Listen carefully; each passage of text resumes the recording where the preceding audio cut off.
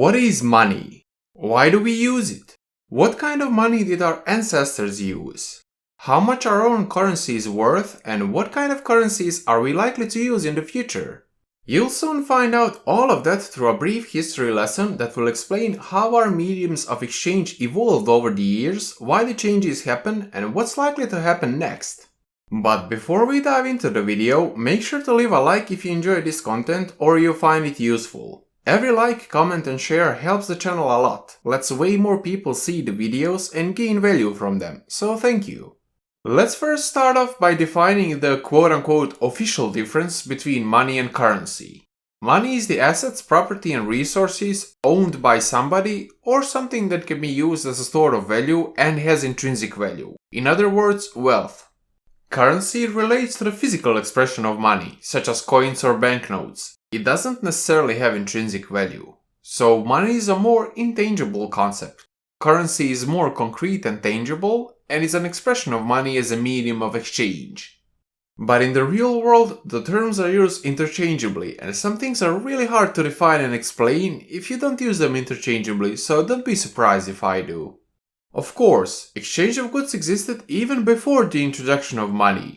Instead of an universal medium of exchange, people bartered useful items that they produced. These included food, livestock, seashells, and so on, and were used to trade for other useful items that one might need.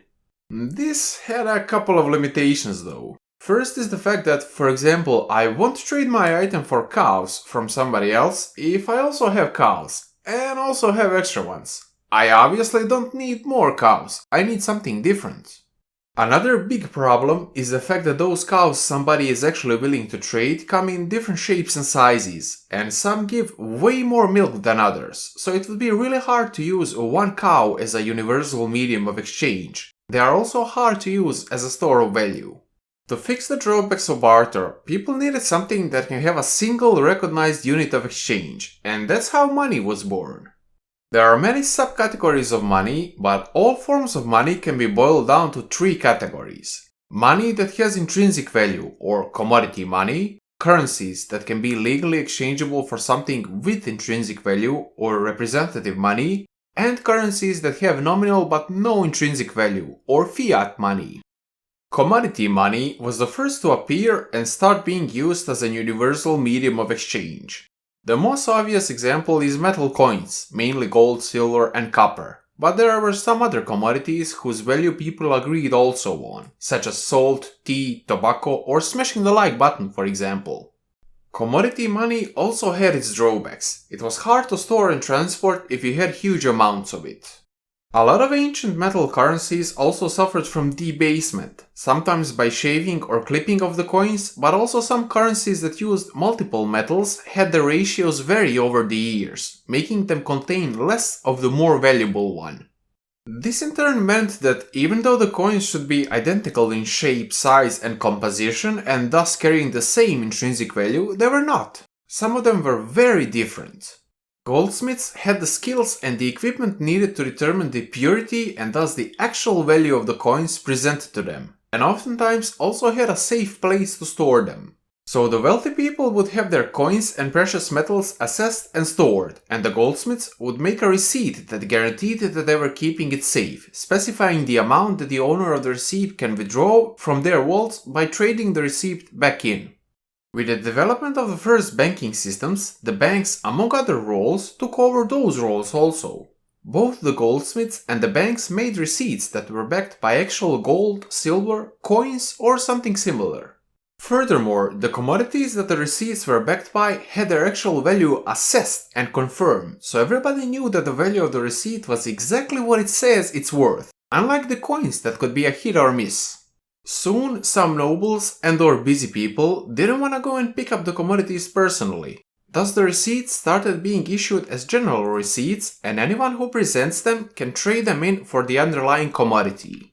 Since the value of the receipts was more reliable than the coins themselves, and the fact that the idea of using paper money was already tested and worked in China at the time, people started using the receipts as a currency instead.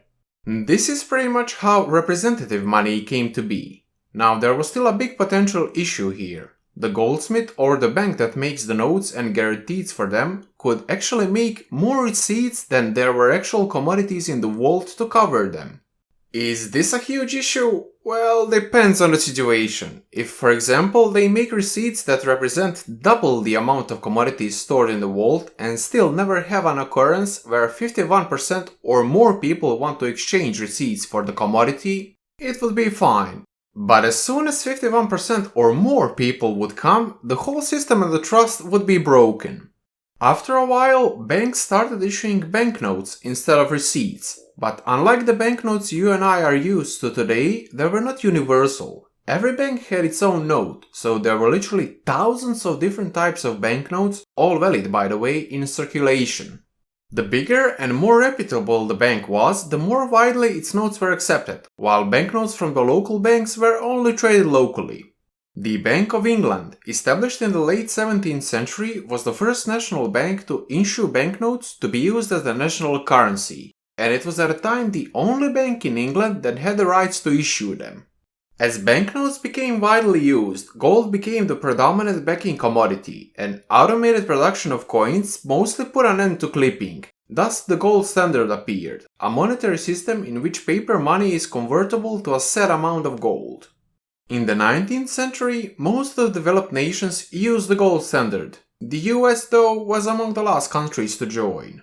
By this time, the possibility of a bank issuing more banknotes than the actual amount of gold was widely known, and any reason for the lack of trust in the bank could result in a massive bank run. Bank run is an event during which many people run to the bank in hopes of redeeming notes for the commodities. If the bank actually issued more notes than it can back, the whole system would collapse, causing the bank to fail. As the 20th century unfolded and brought global instabilities, many countries expanded the amount of debt they carried to fund war efforts, which paused the gold standard during the war, making it obvious that the standard cannot hold through both good and bad times, creating a lack of confidence in the gold standard. Furthermore, the gold supply couldn't keep up with the growth of the global economy. So the British pound and the US dollar became the global reserve currencies, as many small countries began holding those currencies instead of gold. After the Second World War, under the Bretton Woods system, the US dollar was still partially backed by gold, and other currencies were valued in relation to the US dollar, which in turn became the sole world reserve currency. In 1971, President Nixon completely took the US off the gold standard, and with that, the era of fiat currencies began. Fiat currencies have no intrinsic value nor are backed by any commodity. Their value is instead established by the fact that everyone is forced to accept them by government regulation. In other words, fiat currencies are basically useless pieces of paper and/or digits on a screen, but have value because a government maintains their value or because parties engaging in exchange agree on their value. The fact that a fiat currency is not backed by anything lets the government actually print as much of it as it deems necessary, and all the banknotes would still be valid, but this would cause inflation to occur. Inflation is an increase in general prices of goods and services in an economy. Inflation being present is not all bad news, as it makes the debt you already owe efficiently way cheaper and thus easier to pay off. Do bear in mind that your savings will also deteriorate, so having your money invested instead is often a much better option. Causing inflation is just one of the downsides that the central banks have to take into account when managing fiat currency, but the good news is that fiat currency gives them much better control over the economy. Managing it helps the central banks impact the markets and even smooth out market cycles to ensure more stability. They can even help the economy recover from a sudden unexpected recession or give a bit of boost to try to avoid a likely one from happening soon. So the benefits of fiat currency make reverting back to a gold standard very debatable, which is something to keep in mind every time somebody hints at the likelihood of that happening, especially if they're trying to sell you gold or make you hit the like button. Now, there's one more type of currency that's by definition fiat currency, as it has no intrinsic value, but many people still argue that it deserves a category of its own, often called digital currency, and that's cryptocurrency. Cryptocurrencies are not issued by a central bank. They are designed to allow direct transactions between individuals without an intermediary, and nobody can print them into existence. Instead, they are entities in a database such as a blockchain that uses complex encryption techniques and can't be easily changed or manipulated. Bitcoin, the first decentralized, the biggest, and the most widely used crypto, for example, has a fixed supply of 21 million units. And as of today, 18.5 out of 21 million have been mined so far. Since it's decentralized, you can use it to make transactions completely anonymously. The price of cryptos is a function of supply and demand, meaning that they're only worth exactly what somebody else is willing to pay for them, as they have literally no intrinsic value whatsoever and are not backed by anything tangible. However, the fact that some cryptos, such as Bitcoin, are limited in supply makes some people see them as potential safe haven, aka digital gold. Cryptos tend to be extremely volatile at times, as the market itself determines the price, and nobody can regulate and smooth out the price changes. It's relatively easy to create your own new cryptocurrency, at least compared to fiat currencies, so there are many of them out there, and there's a possibility that national, government-issued cryptos will also appear in the future. To summarize, even before money, exchange of goods existed. It was, however, very hard to agree on the value of items and use them to store value. Also, there was no universal medium of exchange. To fix those problems, money was invented. Commodity money was the first to appear and to start being used as universal medium of exchange. Examples are metal coins, most often gold or silver coins, that were often hard to store and transport in large volumes and often suffered from debasement. Representative money was a way to fix that problem. Its first appearances were in the form of receipts for stored commodities that could be exchanged for the underlying commodities, and the people started using them as paper currency. Over the years, banknotes replaced the receipts, but were still backed by something, most often gold. Gold standard is a monetary system in which the currency is backed by a set amount of gold and can in theory be exchanged for it. If there is more currency floating around than the amount of gold to back it, the system can still run smoothly, as long as too many people don't rush in to trade the notes for gold. In the 20th century, a lot of countries started abandoning the gold standard, and in 1971, when President Nixon completely took the US off the gold standard, all major currencies were fiat currencies. Fiat currencies have no intrinsic value and are not backed by anything tangible. However, they are established by government regulation. Central banks control their supply, and we are forced to use them as a medium of exchange. That's where they get their value from. Cryptocurrencies, often called digital currencies, use encryption techniques to regulate generation of units and verify the transactions, operating independently of a central bank and allowing for direct peer-to-peer transfers that are also often anonymous.